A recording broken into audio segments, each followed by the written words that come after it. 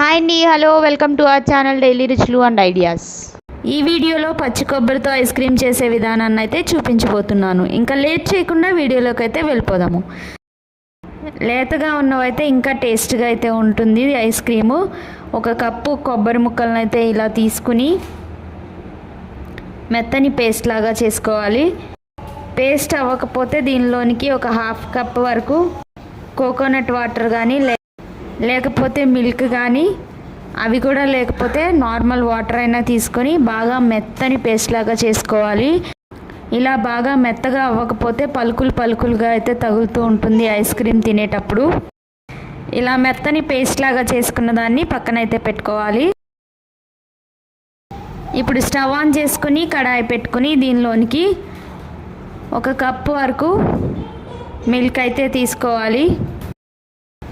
ఈ మిల్క్ కాగే లోపుగా మనమైతే ఒక చిన్న బౌల్లోకి ఒక టేబుల్ స్పూన్ వరకు కార్న్ఫ్లోర్ని అయితే తీసుకొని దీనిలోనికి హాఫ్ కప్ మిల్క్ వేసుకుని లంప్స్ ఏమీ లేకుండా మిక్స్ చేసుకోవాలి.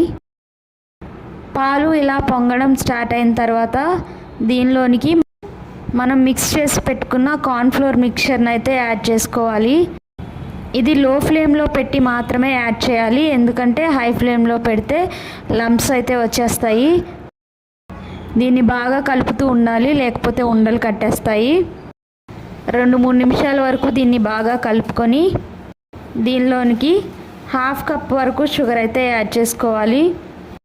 ఇలా షుగర్ యాడ్ చేసుకుని 2-3 నిమిషాలు బాగా కలుపుకొని మధ్యలో కలుపుతూ ఇలా మంచి కన్సిస్టెన్సీ వచ్చేంత వరకు కూడా దీన్ని ఉడికించుకోవాలి. ఇలా అయిపోయిన దాన్ని ఇలా కన్సిస్టెన్సీ వచ్చేసిన తర్వాత దీన్నైతే చల్లారబెట్టుకోవాలి. ఇలా చల్లారబెట్టుకుని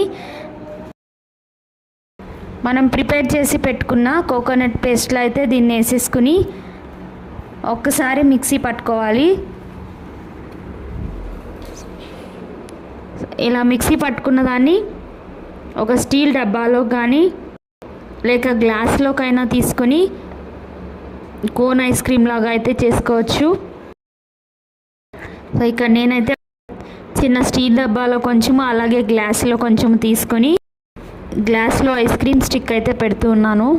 క్లోజ్ చేసి పెట్టుకోవాలి. సో గ్లాస్ని కూడా నేను కవర్తో అయితే క్లోజ్ చేసి పెడుతున్నాను. దీన్నైతే ఒక 7-8 గంటల పాటు డీప్ ఫ్రిడ్జ్లో అయితే పెట్టాలి. తక్కువ కూలింగ్లో అయితే ఇది గడ్డ కట్టకపోతే కొంచెం కూలింగ్ పెంచి దీన్నైతే 7-8 గంటల వరకు డీప్ ఫ్రిడ్జ్లో అయితే పెట్టాలి.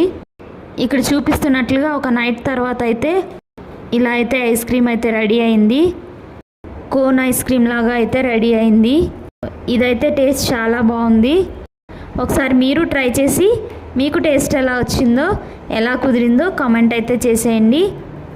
ఈ వీడియో మీకు నచ్చినట్లయితే లైక్ చేయండి, షేర్ చేయండి, సబ్స్క్రైబ్ చేయడం అయితే మర్చిపోకండి. Thanks for watching.